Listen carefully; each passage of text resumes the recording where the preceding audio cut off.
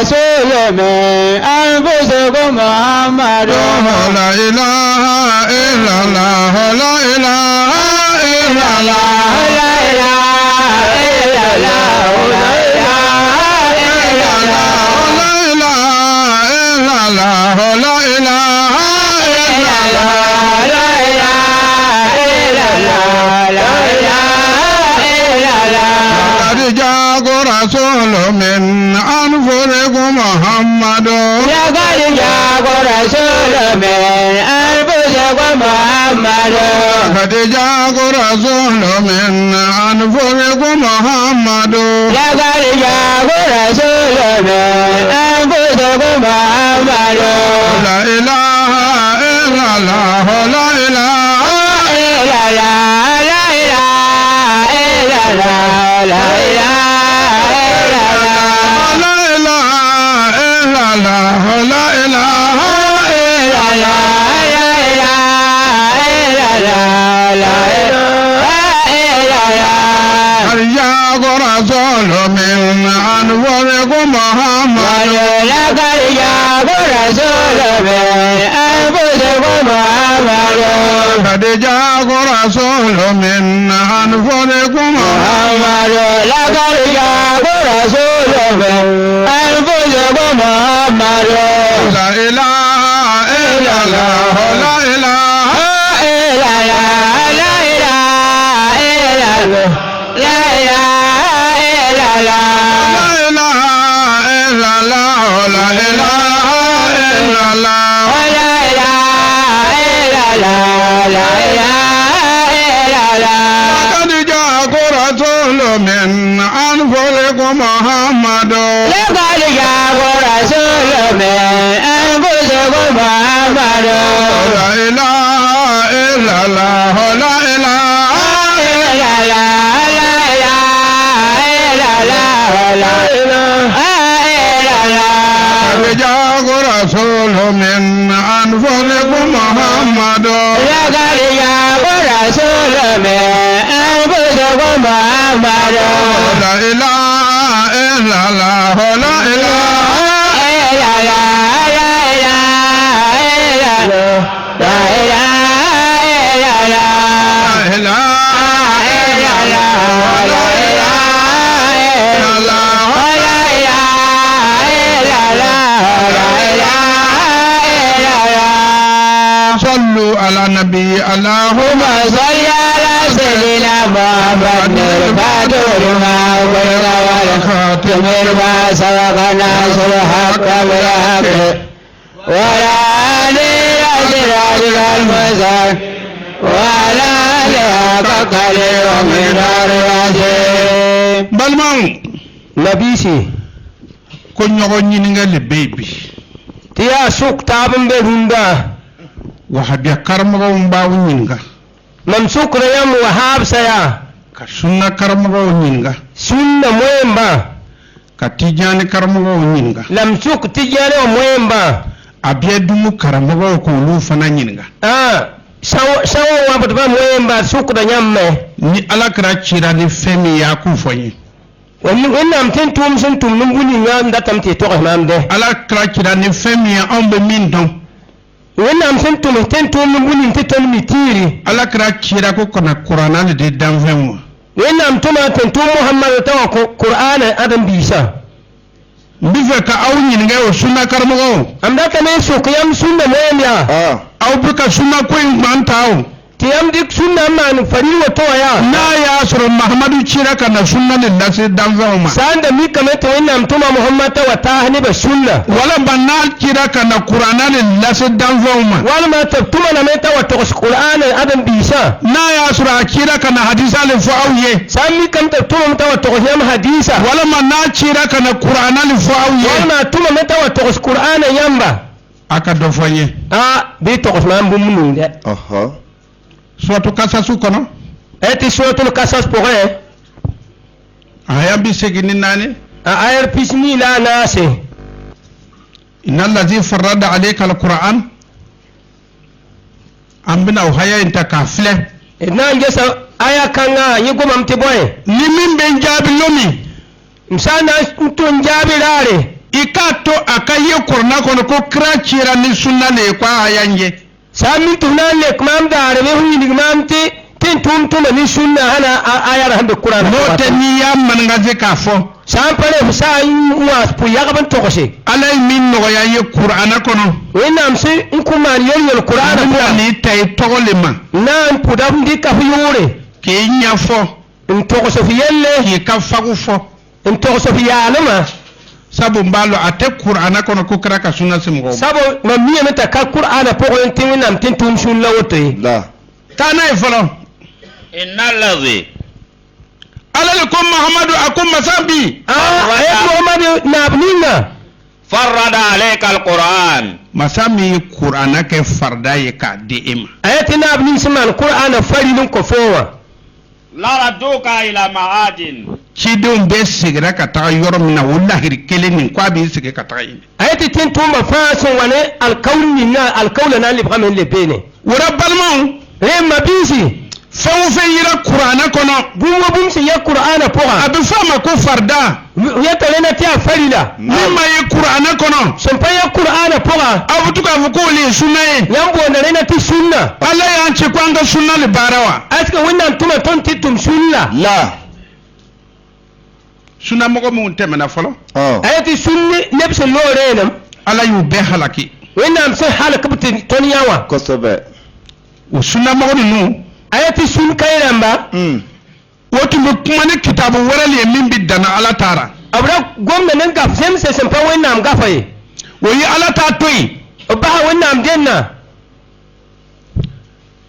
wo mo nu ayati nin kayse kramo mun na nawfe ayati tin tumso wa bamda manene nuhu nana ayata nuhu ayne wo banna nuhu tama tabtada nuhu na ko togora kitabu lalaga man men gafra mun taran tumne no o to ko sunna le la bonti sunna ko no benna mima tibam sen jeme tabnu bunninga ala wulu halaki ti wannan halak bamba pew wotu mana rinna lotu na kana kuma na kan mawoye ta loto wa ngomnya ne ba o ko faso benna mima ambi barake nu ayati ton zamana hijama tabuni na tumare o benga to ko sunna yaren na la bonti sunna nam wotuma wo sunna ayati ye sun kaise no kuma unna ne be qur'ana kono nti gon kai be qur'ana poha nam chidi umana na kana mi foye tentula so wa yel bunina ba fo ayi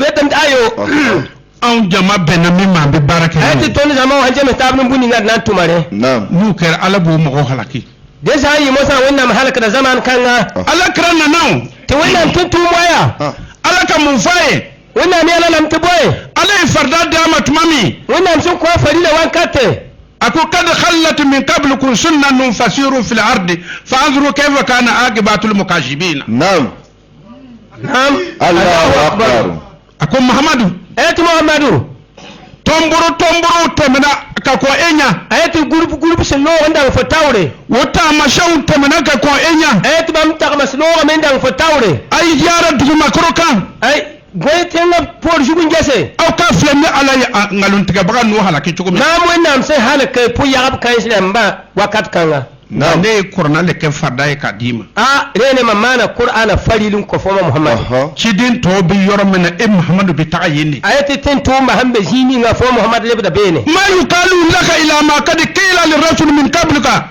Allahu akbar nam Allahu akbar ako ayeliya faitu fa in muhammad ye bum pana yel foma muhammad fo min fara chidew ye lila bunin si yetin to ko enyatle ndan fa tawre wali bu foye yare nan to fome Allahu akbar malawa muhammad nan ni moy mabiga muhammad wa nan boy naam chidew na ni femi o kilini dida man tentuma huwa nan bunin ga yare ko muhammad me yi fardale ya yena ya farida femi bora ala daka ban bunin si wannan nore ko be fardale yi ya farida femi bora mo da ne bunin hin ne ba noye no ka hakillaye nan ba mu yama hanta wali to ko sunna ya yena la bonti sunna ko benkan itu ya zeme taba tombe na mimma titon ne zeme ta bunin am ko ba pratika be ta janne kono ne wonne so wan tu ne faare da buguma foga bisna karamo ko nyinga shukra yam sunna moy na ya soro kira kira ni sunna le sami kan to nam ten tum ni sunna walma ne kira kira ko kana fardal fardal wo ten tum to ta to farila karamɔgɔ taa ni kolo tɔ ye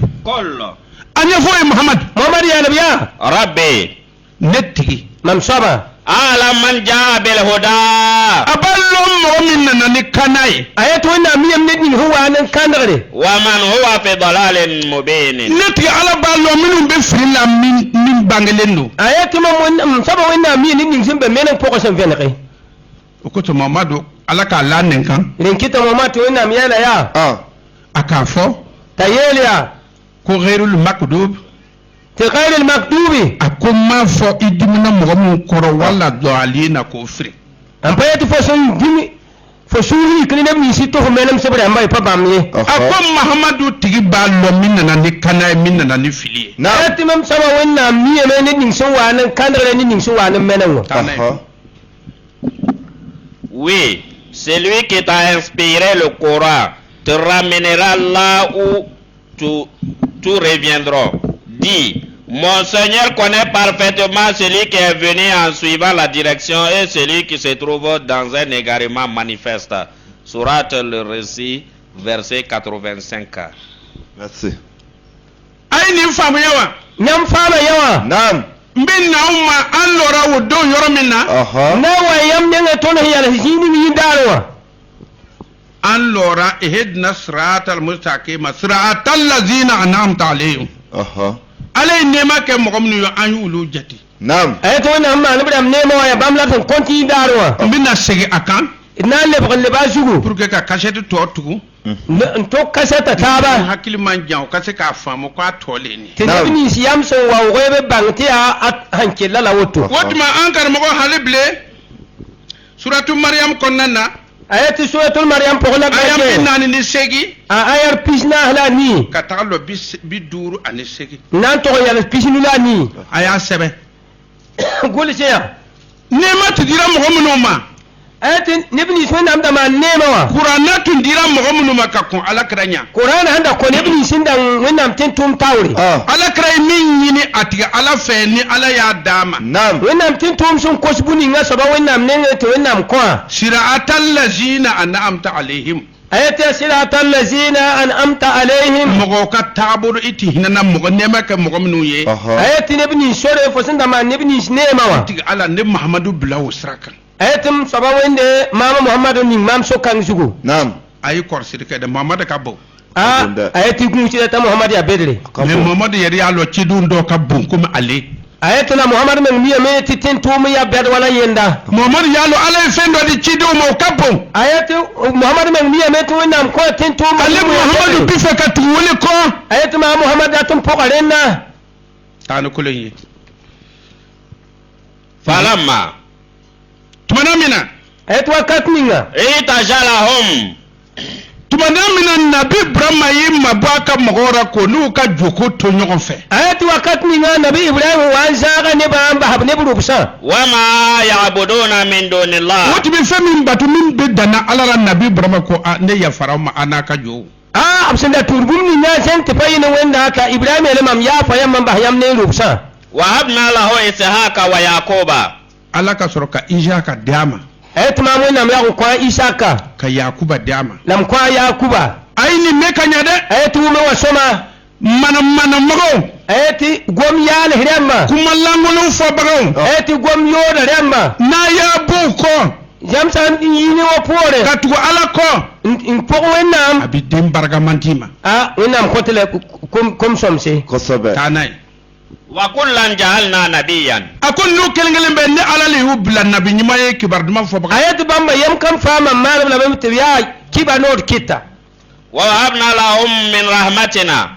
o tuma ne ye n ka hinɛ ta k'a di u ma nin mɔgɔ ninnu ne ye n ka kuruna ta k'a di a ma kuruna hodan waramata ne y'a ta k'a di ninnu le ma ayati bamba yam malam di kam yol sagan ko mam alquran kenga yol sagan di kamen ko bamba waja'alna lahum lisana sidqin aliyan. ninnu kelen kelen bɛɛ ne ye nɛnkun di u ma nɛnkun min kɔrɔtalen don a ti nkalon tigɛ n'u ye min fɔ o le sɛbɛnlen bɛ ayati bamba fa jili mam ko bala zilim de zilim hiya zilim hin se kabsan to abun nin fa patogo pu yakabe wazkur fil kitabi Musa. o ta muhamadu o tuma ko fɔli kɛ nabi musa ka kitabu in kɔnɔ ko ayati muhammad to sa muhammad nabi musa kitaba yelle innahu kana mukhlasan. Muhammad a fɔ mɔgɔ ye ko nabi Musa kɔnɔ tɛ gbɛɛlen no a ma foyi ɲagami ko ala kelen. Ayeto yel mo adam bisa ta nabi Musa ta pokora ya pelle. Wa kana rasulan nabiyan. O kosɔn nabi Musa tun bɛ ciden de ye ni ala y'a cɛ kan nka kumakan don a dara kibaru duman fɔbaga lo. Ayeto yin nin kitman tuma nabi Musa ko am kwayra ta wato ko se manata ya nabi yama. Wa nadainahu min janibi tur al-ayman. A ko turu sinana kinimolo ɲanfa ne ye nabi Musa wele an ka ɲɔgɔn ye kɛ n'a ye ala ni maa ka ɲɔgɔn ye kɛ. Turu sine tanga sera man bola nabi Musa ti ton man ya ta bendre. Musa ka bon dɛ. Ayeta Musa ya bedre. Mɔgɔ min bɛ taa baro kɛ ni ala ye ka ɲɔgɔn ye kɛ. Ne ni sen tɔgɔ de so ne ala no wende. Ala ka secret fɔ ye. To wenam tɔgɔ sa ayel salma. O ka kitabu. Nye saba gafe. Sunnamɔgɔw k'olu ma bi k'olu man ɲi. Yam sundam yetire na tipa soma. Wallahi an fagura. Wallahi yam yaali ya. Aw ko ni lebulu bi ɲɔgɔn na ten. Yam ni nyaandba ne bene taboto. Taa n'a ye. Wa qarrabnahu najiyan. N ko ne le nabi Musa gbɛrɛ n yɛrɛ la k'a kɛ guni fɔ ɲɔgɔnman ye. Ayeta mamam peneg nabi Musa menga tidman ya taba. Naam. Fa ni ala bɛ dajukɔrɔ kuma fɔ. Hati ton gom ni tabu walame. Ni cɛ. Wahabna lahu min rahmatina akhahu Haruna A ko a ka nabiyan. balimancɛ Haruna ne y'u d'a ma o ye hinɛ ye tun. Ayeta ama biga Haruna mam ko yena timle ya yol sognya. Nabiyan. K'o kɛ nabi ɲuman ye. Ma yeta nabi yama. Ni balimancɛ di ma a b'i daram na wa n k'a kɛ nabi ɲuman ye. Wa N y'a nɔ bɛ k'a kɛ nabi ɲuman ye. ta ariga da ko isa manam ta nabi yama. Wazkur fil kitabi Ismaila. A ko Muhammadu Sumayila kuma fɔ kitabu kɔnɔ kɛ n ko a sɛbɛnlen bɛ. Ayeta Muhammad to sa Ismail le kitaba po mi ta gul sembe be. Innahu kana sadiqal wa'di. A fɔ mɔgɔw ye ko nabi Sumayila sadiqul wa'di lahir kɔrɔ tiɲɛtigiya tigi lo a ma ala ka lahir kɔrɔ bila fiyewu. Ayeta tira Ismail le Nindi sinari ka alkaul kurra nto ko neba. Mais sunna mɔgɔw a ye ala ka lahir kɔrɔ bila. Ayeta yam sunnari amma yam ba hawina ma alkaul kurra. A tɛ kuma ni Kur'ana ye. Ipa gomno Qur'ana. A tɛ kuma ni Tawrata ye. Ipa gomno Tawrata. A tɛ kuma ni Linjili ye. Ipa gomno Linjila. A ye ala ka lahir kɔrɔ bila. Wa yam ba hawina ma alkaul renga. Taa n'a ye. Wa kana rasulan nabiyan. A ko nabi Sumayila tun bɛ ciden ye ala y'a ci le ko kibaru duman fɔbaga lo. Ayeta Ismaila nabi yama ya tentuma. Wa kana ya'muru ahlahu bis salati wa zakat. Ka ko Muhammadu yɛrɛ nani ɲa Sumayila tun b'a ka mɔgɔw ɲamar ni seri ye k'o ka seri. O ɲamar k'o ka jaga bɔ n y'a fɔ aw ɲɛna n ko Muhammadu nana Sulamɛ y'a sɔrɔ yen. Naam. Ayeta hindanga Muhammad tawre Ismail da saganda ne ba nan pusgo la zakya kan. Sumayila tɛ sunara o. A Sumayila da fa be sun pogonda. La. Jaga tɛ sunna ye jaga ye farda ye. Ayeti zakya fari la pasunye. Seri tɛ sunna ye seri ye farda ye. Ayeti pusgo ya fari la pasunye. Ko Sumayila tun b'o le kɛ ka kun. Ayeta Ismail da to da ne ba woto ra tum da na. Naam. Taa n'a ye. Wa kana inda rabbihi mardiyan. A ko Sumayila kɔni a tigi ala fɛ ala ti diɲɛna n'a ye ko ale ka mɔgɔ lo ale yɛrɛ diɲɛna ko ale ka ala le bɛ ala ye. Ayeta Ismail wennam da ma la yarda a yarda no wennam me yarda ne. Ni mɔgɔ do ko i ka ala le bɛ ala ye ka ban i ti kuma wɛrɛ fɔ ni ala ka kuma ka tɛ. Aye to wennam ya fɔ wennam sa fa gom sen te fa ni fɔ wennam gwamni. Aw ko ala b'a ka ala ye. Tiyam ya te wennam ya yam wende. Bukari lu bɛ nin fɔ aw ye. Ti Bukari ya ngomni yamba. Musa Maliki lu bɛ nin fɔ aw ye. Ti Maliki en yam te wanda. Aba Hurairah ta bɛ kuma ni aw ye. Aba Hurairah ta gomni yamba. Ay sabari. Ma ni shuguri. Tanai. Wazkur fil kitabi Idrisa. Muhammadu Idrisa kuma fɔ mɔgɔw ye Idrisa. Hadi Muhammadu to sa Idris yalle. Innahu kana siddiqan nabiyyan. Ko cɛtigi tillo wa kibaru duman fɔbaga tun n'i y'a mɛn ko Idris. Arabukan na ko Idris ko kalan kɛ. Idris. Naam. Andre. Idris. Nabi Nuhu. Naam. O bɛ donna kurun na tuma min. O ye alphabet arabu. O y'a sɛbɛn bɔgɔ kan. Naam. Daga bɔgɔ min ko bɔgɔ min kɛ ka daga jɔ. Bɔgɔ mana nin. Naam. O ye alphabet bɛɛ sɛbɛn kan. N'u ma don yɔrɔ sɔrɔ o y'u kɛ sida ye sanfɛ. O kosɔn n'i ka sida ye harafu min na. Ni dalo a tɔgɔ lo ye ko dada. Data. N'i ka sida ye waa kan c'est à dire ko wawa. N'i y'a ye ja kan ko jaja. Fila lo n'i y'a ye tuma o tuma min bɛ sanfɛ o fana tɔgɔ bɛ nin de ye. Naam. aya saba kabila Ya wototo. mura ibn kohtani Naam. jibana tumana mina Ti ko ma hawa sa wakat ninga. oyi farakuru bere ninta To be on dik tankwai nga. mogo folo mi ya kalan nyalong Et ni ning sin ile ne mun banga karwo. katuka mogo kara alfabera Karam ne ba alphabet wa. ali kara idrisa yi Ya Idrisa. Allahu aka akbar. bara ya ka togo tunu Ayet ni tum da men sayura. ala ko le wara fa'anahu makana aliya To ina metre na ni wara fa'nahu makana aliya. karmo won aw nyafu ati nyamalo Ti yame on gomne fana yokimenga. akwa yerra sanfe Ti yame taru ya sase. kuwa kwa done erjina kono Take arsena. ali bido erjina kono ka soro kiti umake Ti yana kyanzena ti bude ya mpabu. ali we do erjina kono ka soro ala kramma do e Ti yana bi kebere ti wena mtin tumpache. alur ma fo mo ko kral be mo fo la erjina kono Ya baye ne batia wena mtin tumna ire ne arsena pokola. Kote. andre ka ta do ka ko kra wonya Ta ande ne ban to kende ne ba fa tawri. e kiyama kiti kara ga banwa Kiyama budu sa emela. autina kalanke Ifana karme. ka fagute Ya alwototo. ta fi koro tete Ayake ya fute ngere wabaka. aw fawura Ti ya alame. wotuma ala ko ya korota Wena me ti se kalame. aya bila loro la min korota leno Ti ya sala jinga jinje. ayi alphabet fo mo ye Dari alphabet on to neba. ka dina nya fo mo ye To neba dina. ku mahamadu ku karmo dirisa kuma fo Tu Muhammadu to sa Idrisa yelle. takana ورفعناه مكانا عليا akunya korota yor min korota lembe ya famu Na je kala jinje ke. na fora ko Ne sayen yamya. anyi kari jigi ka bo predara Ti ci ka zagali pere da noya. ya kira ti yerni be san fele wa Wala te ram tabe ti zugula. La. anyi kari korta ka bilaw Ya ti ton je ka zagalia. ale le mo ko korta ni bewu Ti na lan ne tin je kuma ya. e hakira kwa yerni be wa dugu yirle san fe ka Ko wa te ram tabe ti zugula. La. dunyale aliya ni ye Ya wa gore lapsin ye to to. ta ne kuma yi أولئك الذين mahamadu wanga min jati ye wo mu le mu ye Ayat Muhammadu bamba la wam sam to fo to bamba la ne bini shi. أنعم الله عليهم من النبيين to nga nema ke mu ye ima fo siratal lazina na'amta alaihim mahamadu ne ka nema ke mo mu ye wo file Muhammadu fo hen kosma bumni ngama hamma ne bini shi ne ma la woto ndere. nti kan ikurana di mu maka kuenya wo file Mamsin da ko Qur'ana ne bini shi dan fatawra bam la woto. sunna mo ko titaw Fa shun da mo. fardale to bo bolodo Ya fadilin da be nugowa. Jati. haya sisa mun ne kera ko fe Aya Musa ya boye man le pore. français Tuboy. من ذرية آدم ba da makadin bela mahamadu ne ti kurra karfa min fe wo file ni Ayatu ya ba adam ko ma ba gilimam da ko bla Qur'ana. وممن عملنا مع نوح ani jama kurun min ti be nu fe kurun ko nan an ti kurna karfa wo fana ma wo Ayatu file ne ni sin da ndam nabi nu ko la powa ya Qur'ana lambo nan bam. ومن ذرية إبراهيم nabi ibrahim ka juriyaran ti ka kurna karfa wo ma Nabi Ibrahim juriya wa bam na bam da ko Qur'ana. وإسرائيل ani israel jone nabi yakuba Ani Israel nabi Yakuba. ali to ko israel Yayi yula Israel. Naam. وممن هدينا ani muhammadu kana Ani man san kan da ne bini shi. واجتبينا ko kere kere ko wolma mago chema An tus bam ne ba soka. إذا تتلى عليهم آيات الرحمن muhammadu akoni alaw tala ka ayan tumana kalani ke kumba no kele o kele Ayat Muhammadu bamba da mamam. Ina ma ayaram san kalam bamba ne. خروا سجدا وبكيا o be tugo tentro allahu akbar o be kasi Ayat fama da sujudu labkum ne.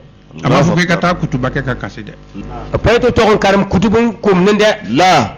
ka ta yere kutuba kolon kera To kon yal kutubi yal sama no ko. ka to ka kule Ndebe nyabata. ko mi be television fere o be television fere don ka musika war mo so de tunu ay ele yere na ke wuli i ka kasi Ay ko men ngale ko wayi lenna. Agbale yara. ele akaseti li bambulo Ayata kasatu med ne ka. innen ka di jayi budale ka di Uzilim ya no mi ko fi shame ya no. Akara baray. abrebe mako anga agben atibla anya fe sanduru ngwa saleno Peu.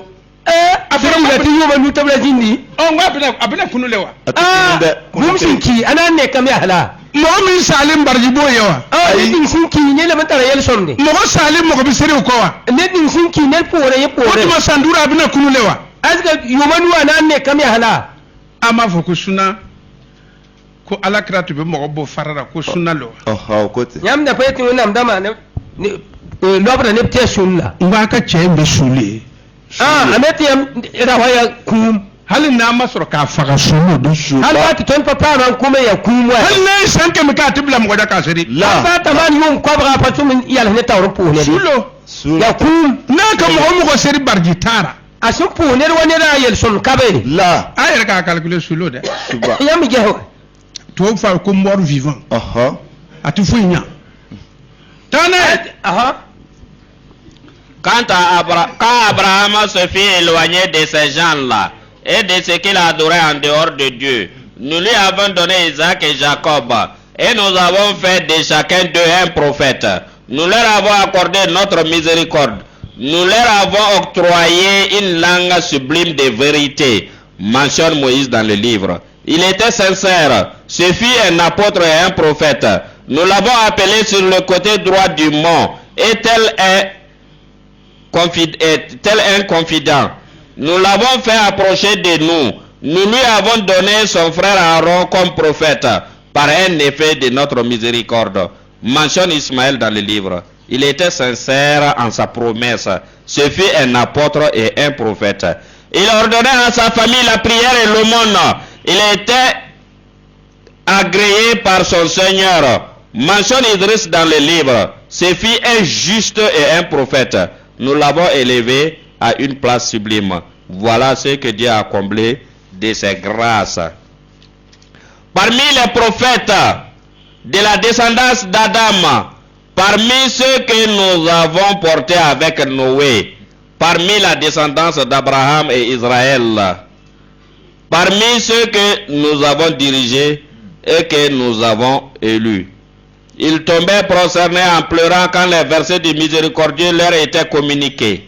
Sourate Marie, 19e chapitre, versets 49 à 59.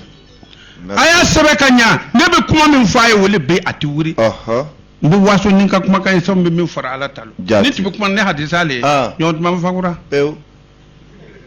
mbalmo suda min fara ayatu mabisi mo ho tosa yamba yalo nema dira mo mun ma ayu dalonya ayatu nema ho ko lebni si yamba ngab sore minu yi qur'ana pratique ko ala kranya wayu dalonya ke nebni sin za alquran ende wenam ten tum tawre hayen bina continuer bina afile mi na fako ko fe ayatu ayala nan continue me yamna nyaayame فخلف من بعدهم خلف haya ako kotuba don nanu no ko fe ayati pore ndam waya bamba logor pore أدعوا صلاة gairul makdu bi mo le noy ayati gairul makdub mo gala nebala wanda ma fo itimina mo min korode man payet fo sin suri iknebre ambay wolun na korna tiginu no ko fe ayati bam waya kurale yam pore adawu صلاة we serbila ayati baha pusgo واتبعوا شهوات katu ni sawli ko ibi serbila to jumena ayati pogo bi yori am lewgo sabula boyinga ni ser wakati bile ka serbila ayati samba pusgo wankate basa pusgo ni ti kelma fo misra ka serbila ayati samba la ilaha illa man go baha pusgo abi fo olul ma wa yamna unal ma ayati bam de malam bonti wa yamna unal mauna wa ko lule shirka baraka minan be boara ya bam dem la yis pusgo ter faji limba ameke ko mo ti serdo dan pare petu na fa puhur wa me ti ser bara o ke patum da pusgo tuma ko yi serbila to baha pusgo watabawu shahawa ayati pogo bi yori am lewgo katu ni sagude ko pogo bi yori am lewgo ay mi nga de sunna creator flani ayati wumi somada ya sunna huwa wa la woto olu yi donu ka ko bila Naam. to kan ni sagule ko ayati bamba sa sida yisida pore ya on to dikam yoro yam lew ko ko tora kitabu lalaga man toran gafran ba Naam. kuma ni wone ka kitabu alaka kitabu bila ba ngom kitab kan se yoro ba wonnam gafa wa tabu shahawata ayati pogam yoro yam lew ka to kan ni sagu ko pogam yoro yam lew ko e kan kam mo fleke Naam. ayati geton ne bakay bara jumani bo fe ayati tum bogom be ne i kursi tige to wa kuruga shahawalo ayati ni yoro yam lew ko ibro mina to ga hulugu shahawalo ya yoro yam lew ko alama ni shifo ayati wonnam payel yaw fay amba kadija to kota ta akadija ti toto shahawalo ya ni yoro yam lew ko sayyidina ali kota tali yetoto ni sagu kumalu ayati ya yoro yam lew o ma fay ko ala kota de payel foti woni ram ti woto yi aya yer korsi eti kunshi wanda he ko karmo ko bado e kitabu wanani wala fi timo kinga yamone tayaka kitabu tusenasi shahawa ni sagulo ayati ya yoro yam lew tu ko to e kitabu wasi wala fi yamone yaka kitabu tuseni ko shahawa ni sagulo ayati ya yoro yam lew ko no to fama ba'da al haqq mundi bi cheta maliko ayati ya boy mbesi lor pore ila dolal for free rida benamo tabahu shahawata ayati pogam yoro yam lew o turaw ni sagude ko pogam yoro yam lew ko tanay ayati kengne fasawfa yalqawna ghayyan ala ko doni ko ala mo gondum bo beto janime ko mo mo be hadisa karamo ko ye sunna mu venzi ka tugi ni sagu ko akumba beto janime ko no ayati muhammadu kol bil bala sun pogam sunna jilfa kapim na suuq bala jahannama pogam fonde ala ka qur'ana lila manginam qur'ana fay bidu qur'ana le kon lilam to pok qur'ana ni qur'ana ko ka kitabu mina qur'ana ya tawri kitab ni nga qur'ana bu kitabu to ata to ma ayati qur'ana men bonda kitab kan yore ko kitabu atu kiramu ko min tuno o to kitabu min jigira ma be kiramu ko yere ta to ma anda ko tentum ni ngam pu tentuma yore ibu to to yi qur'ana ko ayati fanya tabam dam yor qur'ana poa tanay ila man taba fasula mo min tubra ka hadisa bla de lila sunnan ni huwa wa sakin tuba yi hadith namba poa Naam. wa amana kalliman ya amana ar-rasul bima unshila ko sida kalliman ya ala kra liman na tuwa min ni fenyi femi jigira ko sida nambuni nga wennam tentum ko sida nambuni hisiga wa amila salihan ka so ka baranyi manke yawlan tumtum somse fa ulaika yadkhuluna aljannata ako ummo le bina do erjina kono ayati bam dam nan ki arjina poa Naam. wa amma nabi yorjuma ngar mo ayekato ta surain ta suratu bagarati ta in kuntu ala safarin konnana amana ar-rasul bi ayi shay'i kira liman ni muni Naam. wennam tentum ko sidna mbo wa amana fay ka son kira liman ni femi de in kuntu ala safarin konnana ka kala foga taji kuma chamba ba kono inshallah urasa inga mahmad liman ni femi bino yi muhammad ko sidna buni nga na yaari muhammad bala liman ba ka ngani rasul ko amana ar-rasul ko kira liman yana ayati wennam tentum ko sida bima unzila ilayhi min rabbih femi jigira kanna atiga ala yoro muhammadu liman ya rawole ma mason kita wore ayati buni hisigi ko yenda hiya saba wennam nga muhammadu masuna fode muhammad bayel sunna ila sunna madi muhammadu made unu pa ko muhammad laye o bawun ne yara belgada yamba don ka kalano ayati gom yalse ni sura suna mo ka sasa dunya be suna mo ka ta ala ko inna aksara nas la fasiqun Allahu akbar.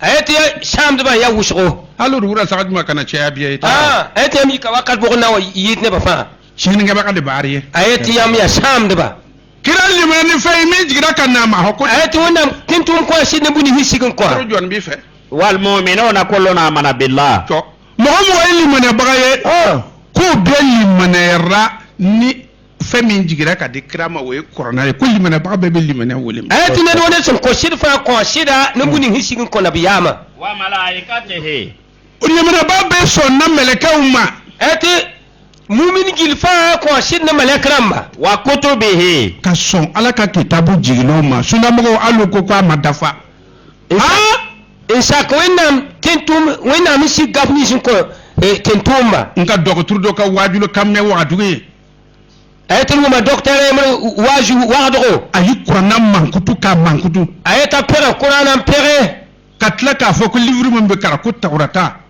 ani lenjile ka far qur'ana kan ya goyati gabni hiso man karaman pas alqur'ana ya tawrat la lingila nga tawrata nyamina ayati la tawrata nyamame ngwete docteur de buda tule ne ache ayat fa ba docteur fo ya docteur anyamina ala bi songa fo ka kalawa asana samina ma yase wonna mel foto karma est-ce etara muni kara est-ce que mo le fonton karma mel etara buda turu le kara foto on karma yedra tere ka ke buda turu in yedra kam docteur tine fo onne ne ko sabe ana ko ne wa rusulihi ako ayalia ako mo limana ko mikra ko limana a cido mbema ni nin ko sira nin tentuma ako sin nin tentuma fagilli Naam. la nufarriqu baina ahadin min rusulihi ako muhammad menu limana ni muhammad ka fara muhammad ka ako lu te do bodoro ka bo cidewna ayat nin sun ko muhammad sida apasa kadan wala muhammad ne tentum tasay mais asuna mo ma fo ko isa tando yewa la yam suma yam payta isa paton tentum la alu ma fo ko nabi musa tando yewa yam payta nabi musa paton tentum la mais qur'an muhammad ka qur'an ma fo ko doti bodoro muhammad qur'an ha yamti pa wala da tabe afawura de yam ya alaminde Fako dan. ta fe qurashi gbegbe Peo. aw fawura ta fe gerna tete muso buda tete aw kera wu ya fawura de Fo ka sigbe. yam ya alame kata kalenge kana tuti ton karma wa jiwoto hangar mo haye se pato man reyeliye Katuka muso fanu le do. oki kanto labi aliya samina ko anyame wa atana mo alaka mo nyuma be ko kwani alaka kuma kame wa anya bonya son na fana aw na na fo kwa teso irsaka met yam wa yam pasaki gufranaka antika lambani ni kaya fama de saba wende ya tondo rabbana wa ilaykal masir antika ala fembe billa bakata elel made don saba wende ton mi yamti buma fana li fonenga alu aka kuma kan korna suna mo aka kuma kan korna kuma kan baka kele de yam ko man qur'ana gwam payi yemda ko fembe billa bakata alama alu ko billa bakata hadisa eti buni sinna le brin chen wende ngati yam etna le brin chen hadisi namme babia ya kan ni eti ya manyet gwama Le prophète a cru à ce qui est descendu sur lui de la part de son Seigneur. Lui et les croyants, tous ont cru en Dieu, en ses anges, en ses livres et en ses prophètes. Nous ne faisions pas de différence entre ces prophètes. Ils ont dit, nous avons entendu et nous avons obéi.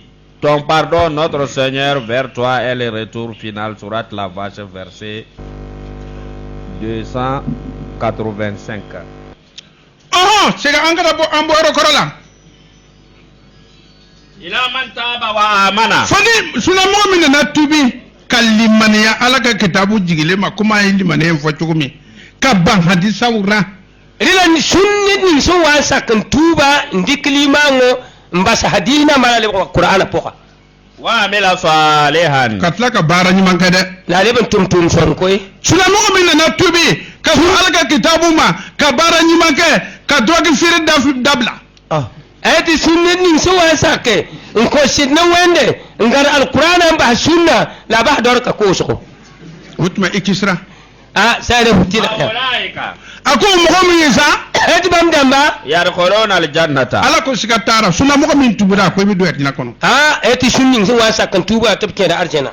Wala yuzlamuna shay'an. Ala ko ati tonyo fuera ni ka di so kuma ufri. Ina so alama. Ina ta pa wéx def ye.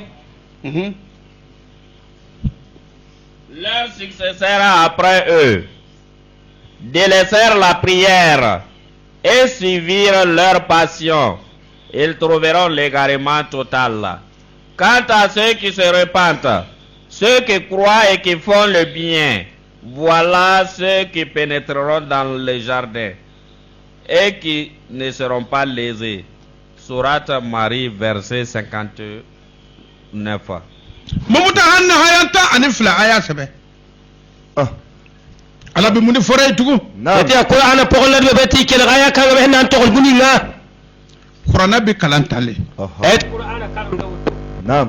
laga to ko qur'ana tin yalon kuni ma hadisa bilara yalam zakat ni si te qur'an pa tembe ang sampa hadisan la holikia nabi min fora de fujman bara yen to an bulli to yampa wumla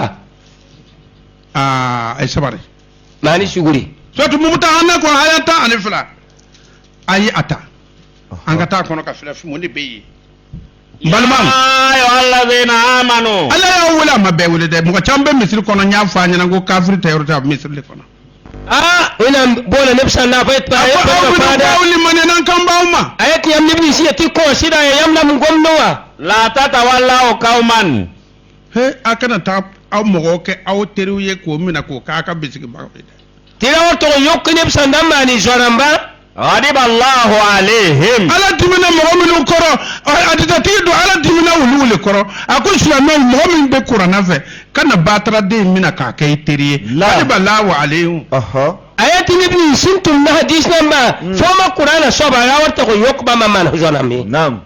kadi ya isu min al-akhirat ako wulu mogo jigi tigele no lahara o tiddo hadisa titinado suna mogo ni tiddo erkina kono akwa jigi tigele no atiddo yi Pew.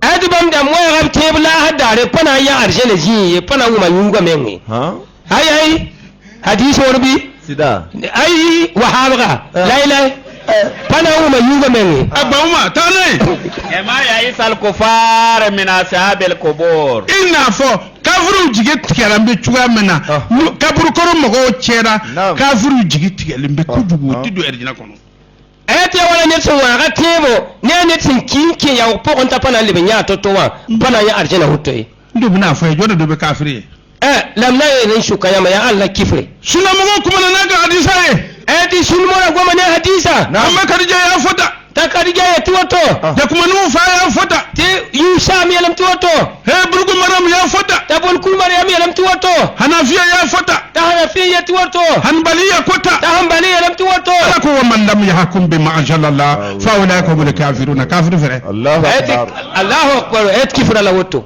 ma fa yango kafir misir le da ebi am to sam ti kaf kifr be mi hil poha ebi ni mejo bondara wa ay ebe ni medo bondara ay amba aisha tu voldo bondara do abi fo misir le kono kafir be et mi hil poha la eta jole de kafir masay ye karmo yere Naam. et la Allah kifra tawr sama ya mora men kadai oh vous les croyants ne prenez pas pour patron les gens contre lesquels Dieu est courroucé et qui désespèrent de la vie future comme les incrédules désespèrent les autres des sépulcres. Sourate le preuve, verset 13. La fin. hayen to yi magan wurmo bejini Pew. eta yana hunna pi woto ayoga makna nam safa jili akana jigi aw kono ko shewdi kaddo ndo be doner jina kono ayeti lawo man tebti bamba fajil kapi tar hanken arjeni olule amerika muna ko kaw terwe ya bamla hayok amerika ya mama na bujana mba amerika ndun te seri amerika on papu de ikallara mga wurwaw jannade banti makna nam saya hanna yoge abu mu fle mo bawye yam getubla mi yeten yembeda o jene lennu abu yogo men sa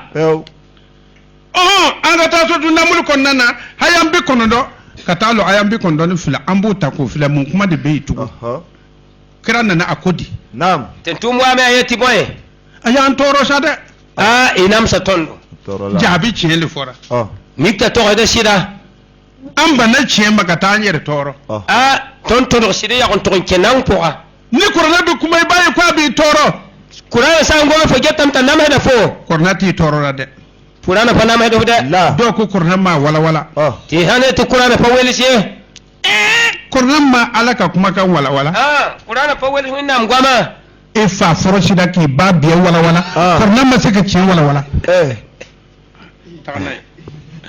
Innama umirtu Allah kana na tuna minna sallallahu alaihi wasallam to nam tinto mo wakati na mbe suna mo wuli nyini rabia ayata nyam suna ram nam sukuroto nan na ayimu ni fo mangawe ayati tintum so ayela makram tiboy inna ma umirtu kullu nyamarula ayati wannan sakala ma anyamar la tugudi sakala wonto ala ko amay binni ndi kaytu kuma wara foya wẽnnaam yel fo maanda wãnna pa gom zen ka ye ala yaa fo ye tɩ jo batuya wẽnnaam yel fo tɩ pa tũud rʋb ka ye tɩ kuma wɛrɛ fo ya pa gom zen ka ye fo ne ala ka kuma dɩla maam wẽnnaam goama a ko ale yãmbarra kodi a yet b sagla maam tɩ wẽna أنا أعبد رب هذه البلدة baja kora in lora magan kafuru cema haya wo ne nyamaru ko dugu ni tigi ko wole ala ye ko ne ka wole batu wa ne bora jo batura a yet b sagla maam dũnna tɩ ro kãnga soaba tɩ yɩla wẽnde mam tu yẽnda mam bas yãmb rʋbsã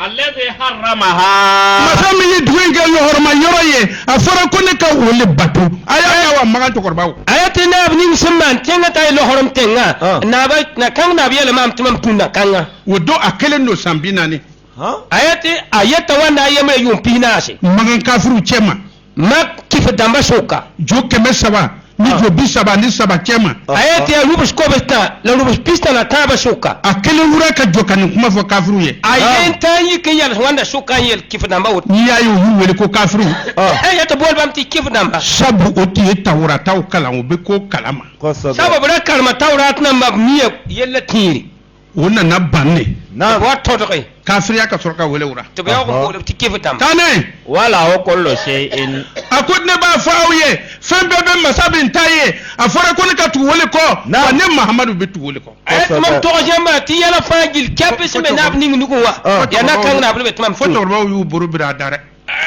tɩ nen-bɛrã fãa piblb noya a kuma banna tɩ lebga yelle tane وأمرت أن أكون من المسلمين ja cɛ ka kuma ma ban ama ko ne mahamadu wei ne ɲamari ko ne ka kɛ silamɛ ye a yetɩ b sagla maama mohamad tɩ mam yɩ silama ne b'aw ɲininka mamadu tun bɛ mun ye fɔlɔ mam sʋkra ye ma mohamad da bõe mamadu tun bɛ kafiri ye ara kifre mamadu tun bɛ kunfin ye ara zu-sablga mamadu tɛ foyi lɔn ala pa mi foyi ye san bi naani ala y'a wele ka nin fɔ yʋʋm pis naase tɩ wẽnnaam yaoor na n kõ lagalagatɔ minnu ko a wurura ni silamɛya yãmb yalem sagda sẽn yeta rog ne ne lislaam bɛ da aw ɲininka yan la gom-kãngã fo ye na n ninga ye fo o y'a sɔrɔ mahamadu si bɛ san bi naani gom-kãngã sẽn togd wakat ning t'a mohamad tara yʋʋm pis naase ala k'a fɔ a ye tɩ wẽnnaam yɛɛla وكذلك أوحينا إليك روحا من أمرنا ما كنت تدري مع الكتاب ولا إيمان الله أكبر أكو محمد أبيتي a yet mohamad ya woto to وتما وايو كرا نفك دي إما mam maana wasẽn kõ fo كابوني على كان يامرلا n yi maam wẽnnaam saglg pʋgẽ وإن محمد تتي كتاب لون fo mohamad da fa mi kitaabo ولمن يرتون تيرا f ra pa tar limaang meng ووجرك دالا فادا فادا wa mika fo to menem tɩ m kãndg أنا fo ناصر يفر لنو عني كنا نعم naam وبفو محمد ياسيب زامبينا أها ye wa yetɩ mohamad t'a tara yʋʋm pis naase جو نيامغلو a yet yaa rʋbs taoor soaba جو كنتيلو نعم a yet yaa rʋbs zug soaba شينغالون كنتيلو a yet yaa sãamd b taoor soaba ومينغ بغاو نيامغلو a yet yaa yũud b taoor soaba نمبيلو كنتيا تمبا غلو a yet wã fãa gil taoor soabra yaa yẽ aba don ka tɛmɛ kan نعم mia me n yɩɩd fo a bɛ siara ka tɛmɛ kan a tõe la me n yɩɩd a bɛ josɔn cogo lɔn ka tɛmɛ kan a mi rʋbg pʋleng n yɩɩd fo nabi musa y'a fɔ tawurata kɔnɔ a nabi musa togsa wa taoorata ko pʋgẽ ciden min bɛ na ko a bɛna kɛ komi ale musa tɩ tẽn-tʋʋm ning sẽn na n wa yẽ poorã na n yɩ wa a yẽ na musa kɛ josɔn cogo ra a ra mi rʋbg sẽn tʋmde a na kɛ cɛfarin ye a na n yɩ bi-bɛɛga a na kɛ kunfun cɛma a na n yɩ zu-sabl soka komi ne nabi musa tun bɛ cogo min firawuna fɛ donc wa mam nabi musa sẽn da ya bu-ning to-to a firaun nengẽ nabi musa tun bɛ commandant de ye firawuna ka armée a cɛ yɛta nabi musa ra yaa commanda a firaun nengẽ أها a tɛ ka farin dɛ ra bi-bɛɛga tawurata b'a fɔ ɲɛna ko a tun bɛ se josɔn kan na ka tɛmɛ firawuna mɔgɔ bɛɛ kan a yɛta tara mi rʋbsa kãabg n yɩɩda a firaun nebã fãa gil mahamadu kɛra ten kɔrɔna haya y'aw bolo mɔgɔ tɛ ka nin wuli Mahamadu mi Ya, woto fɔ magan kɔfɛ لا تقولي gom-kãngã gomd hal mak poore tane وأنا أتلو القرآن wa a ko ne mahamadu cira ko ne ka kɛ silamɛ ye ko mɛ ne ka kurana le kalan dɛ a yetɩ wẽnnaam tʋma maa mohamadu tɩ mi lislaamã wa lam karem alqur'ana ɔfɔ sunamɔgɔ n b'aw ɲininka sũnã rẽ mam sʋkra yãmb ya a fɔra ko mahamadu ko a bɛ kuran ala ko a ka kurana le kalan a mohamadu yel yãmb tɩ wẽnd yeelame tɩ yẽ karem qur'ana mɛ sunna bɔra min la sũnã yɩ ya moha i m'aw jeni ye sunamɔgɔ fana jeni bɛ tele إيه pa le sĩndi Sunna borami. Sunni ye. Imaya kuma fara ce tuku jira. Pane an to ti siram fa sindi. Wa sunna mo jin baka tamaw kan. Eti sunna ram sinda me yiri am. Sunna karbo bina kuma min sura ka lawa. Sunna ram nan pam gomni ngoni me. Aka da ce ga kuma me koi. Da kila ga ko ma ala kra ko mo kana kafir ka kuma me koi. Ngenam titu mi hina kila. Na ba ka kuma ma ba frile. Shan kila ga ma na menam silame. Wotuma kursi mo mun bo chamai. Donc si kursi ram be suka. Kono ka kala kunu. Bono liwdi si woko ram. Ya lo do be to wulu be tele.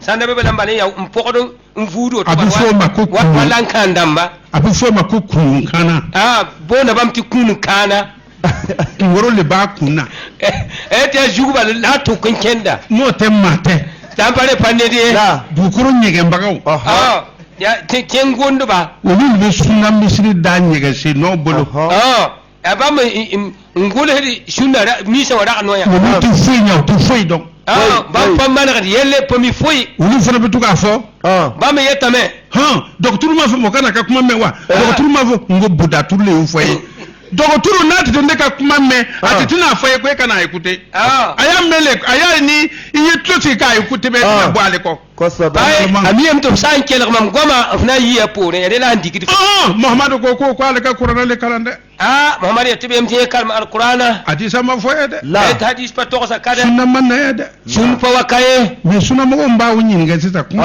la sunna ya mam shukra ya mosa gom kan labe an juku tanai famane tada ma kuni muhammadu ko kala awye ni mo mi kanara tema muhammad karman to yamba tin sin kanara fa inna ma ya tadi le nafsi akwai kanara yere kunne ay taf kanara me nginga wa man dalla ni mo mi fura korna me ni ko tlola ni me sam mena me qur'ana wum pore fakol muhammad afati mo ye muhammad yela sobya inna ma anna min al munzirin le tate do wore ka baga ni qur'ana ni min sonna wolo ni ma son c'est ton problème ay tamam pawari yel jenni nga ya umwa buku shamna al qur'ana hay sakale la woto on pa sakale me la woto nam j'ai seulement reçu l'ordre d'adorer le Seigneur de cette cité qu'il a déclaré sacrée. Tout lui appartient. J'ai reçu l'ordre d'être au nombre de ceux qui sont soumis et de réciter le Coran. Quiconque est bien dirigé est dirigé pour lui-même. Dis à celui qui s'égare, je suis seulement chargé de vous avertir. Sourate les fourmis, verset 14. Surtout Botabay. Sabay ayam binani ani konondo aya sebe. Muhammadu ma kanani foye ni alaka wayute. Ota atumbe filila de. Naam. Ayta Muhammad pa tan bujeng tempa waye. Osodu sabay ayam binani konondo aya file. Ayta suratul sabay pokolat na ke aya pina se la waye. Akon kol Muhammad afeka mo yede. Ayta Muhammad yelo ne baya. In dalaltu. Ni ne Muhammadu filila. Ma Muhammad sa menme. Fa inna ma adillu ala nafsi. Ne be firin yede kunne kan yere ka hakilal be se kan fili. Ayet mam sa menme ne mam men takazo. Wa ini tadaitu. Ni ne Muhammadu na ya ne kanara. Isa nyat mam kandara me. Fa bima yuha ilayya rabbi. Fami waira ka dinu ka bo ala yoro wole ne kana. No te ne yere kun ka kuma yere kun ka miri be ne fili.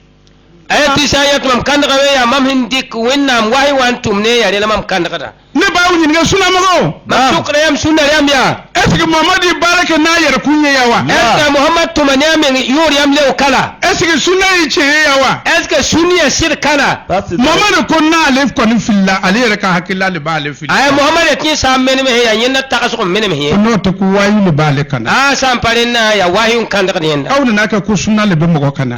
Temo yeti sunnun kandara yam. Muhammad ko wayi le ba le kana. To Muhammad tayo wahi kandara yenda. Alo ko sunna le be aw kana. Yame tayo sunnin nan kandara tondo. Ba se ay takana. Modrin cengene. Innahu samiun karibun. Akon masai men masalo akasurun bera. Ay to nam ya wumna ba a pe ne fa gilli. Dis, si je suis égaré, je ne suis égaré qu'à mon propre détriment. Si je suis bien dirigé, c'est grâce à ce que mon Seigneur me révèle. Il est en vérité celui qui entend et qui est proche. Sourate les Sabah, 34e chapitre, verset 50. Maïda ayambi woro ni woro. Nam. Ayati maïda aya pisho bla yobe. Atalo ayambi woro ni segi.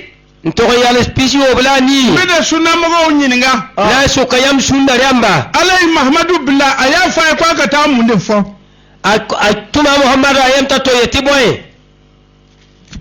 rasul ko ray jumani ayete rasul for ya boy ya aw segen be ama rasul ko ro yere lelo ayata yati yam na mahdi menga ipudum pami rasul menga for kalan la sili tunna mo me to fo lotu ayete karu singra sa menem fo ala ya ci ala ma wula to maya ali man hala pa bola yura menga ayi to mi wula ra ka ci diya le fara ko jodi ya rasul ele ci dini ayete fatin tuma balligh lasirke tase ma unzila ilayka min rabbika min jigire ka boy tigi ala yoro wole lase mo ma suna ko kuma ma faya de ayete tas bum ni ngaf saba wena mi sikin ko fo et puis ajati muna ko ci dini et puis abola namti ya fatin tuma i cirale de tuma fo de femi jigida ka bo sanfɛ itigi ala yɔrɔ ko lase ayati bum ni hisigi nyingira ko foma be adisa karamɔgɔw ɲininka adisa jigira le wa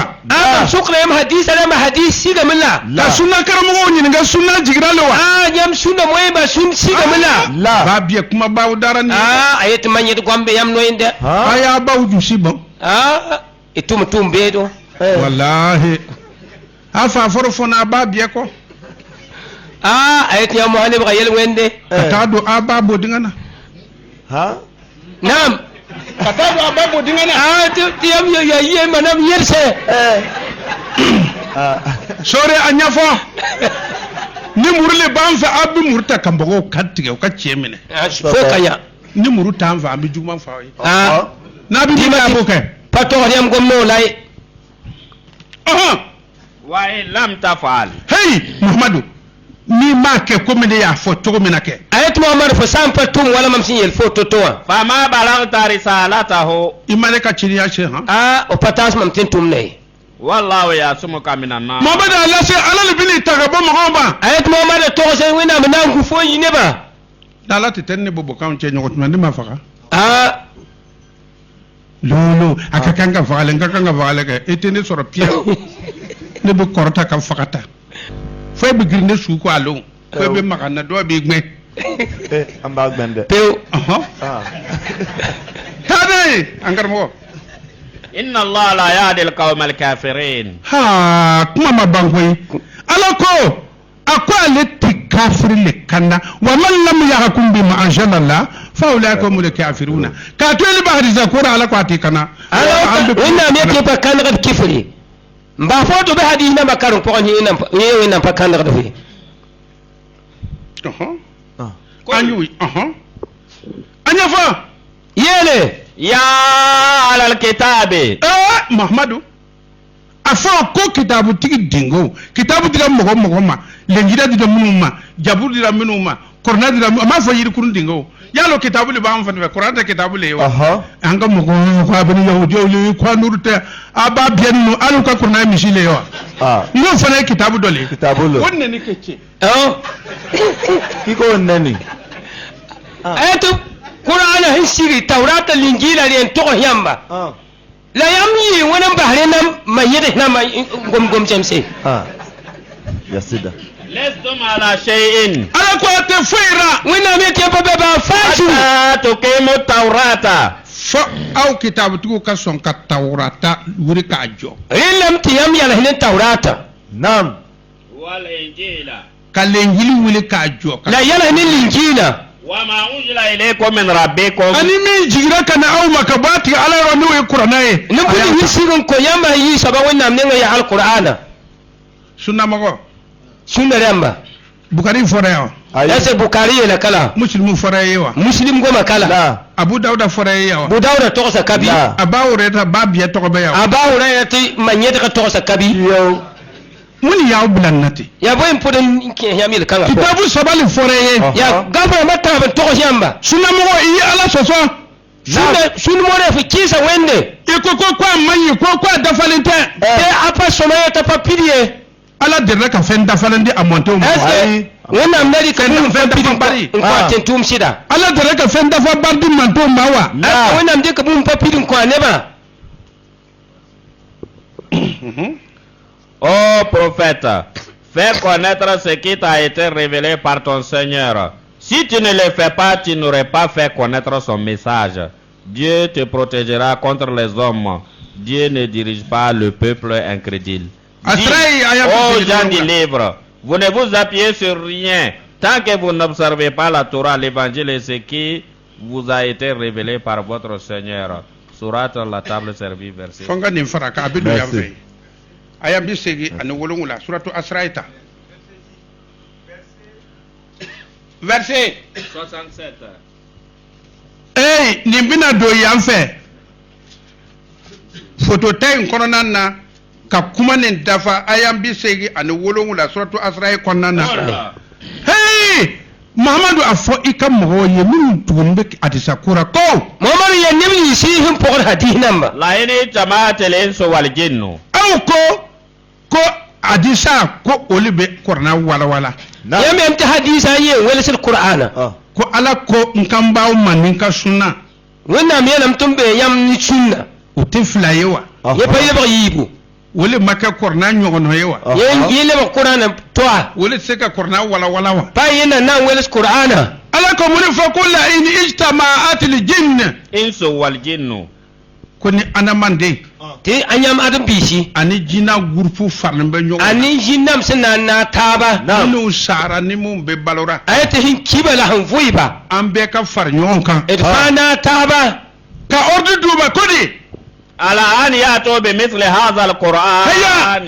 Qur'ana na aina na nyodo wala bimba wala wala ti wa ina qur'ana sunte wala qur'ana la yatona bi mithlihi akwati sede ako ayati patoy wane la auti sede ayati patoy auti kan na di feyi min be ko mi qur'ana na be ayati patoy wane bumti awona qur'ana la ilaha illa tafsir al-Qur'an bil Qur'an tafsir al-Injil bil Qur'an tafsir al-Qur'an bil Injil نعم tafsir Tawrata bil Qur'an tafsir al-Qur'an bil Tawrata abse ko le yoyi alaka kitabu jigile wole no to ful sika qur'ana wala la ayati bum patoy wala qur'ana sampa bamay akoni jinane anama dem farra nyonka ko amti sede ayati yam jinnam na dambi hina tabe patoye aw dun ko alakra ko aka alaka sunata ka far qur'ana ka tiyame way to nam tentu me tuli ki sunna pas qur'ana to korban salen ko aya sekende ninkema kumpore nam salame ja kafir mun tibe kra ko fe ya mikki fatam ning dabe wenam tentu poro asimau ni bangu ya asabal salam be kawa ana bo nyoko na ya enna winik tabye dawli sigin anda jafar sara ko ma banwa ne balu le beri baw ma here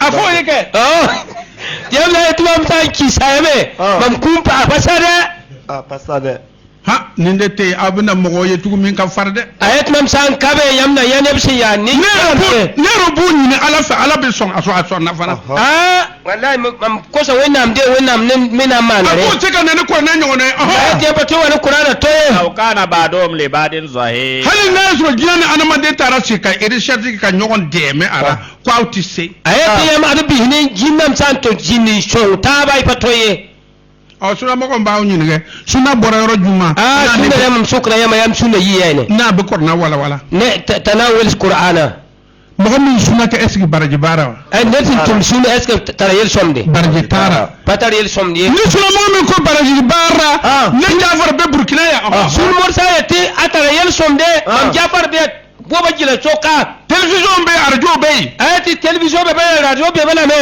kuma ko atara kara kuwaiti ko yami yati to karba kuwaite do ko tara kara biya wati sana yati to karba do ko tara maga sana to karba maka nde sigili be ya mamsi boba jila soka ay wala nga nyugo sura boalim television watri nyataba mana kan lame zamana fa kele do bien lafiya ne fa na fama menga tanay dit si les hommes et les djinns s'unissaient pour produire quelque chose de semblable à ce Coran, ils ne produiraient rien qui lui ressemble, même s'ils s'aidaient mutuellement. Surat le voyage nocturne, verset 88.